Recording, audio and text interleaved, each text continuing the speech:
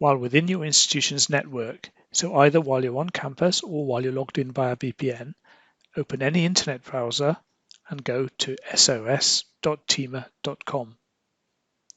This is what you'll see.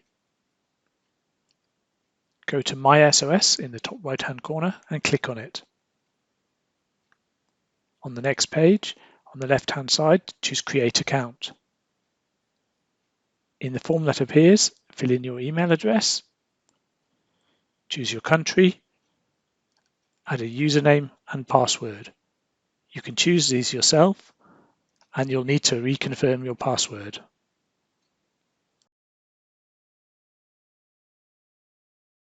Also, don't forget to read the terms and conditions and click the box to accept them. Once you've done this, click on Continue, and on the next page, you'll need to add your details, your title, first and last names, and address. Telephone and fax numbers are optional.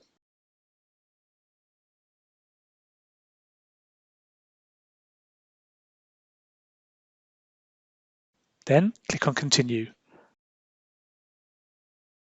You can now review all the details and correct them as necessary. If everything is okay, click Continue. And you're all done. You can now access SOS from anywhere where you have an internet connection.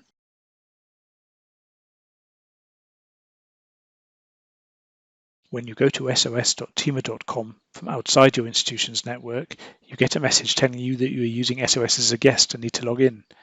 Simply go to the login button in the top right and enter the username and password that you chose when setting up your account.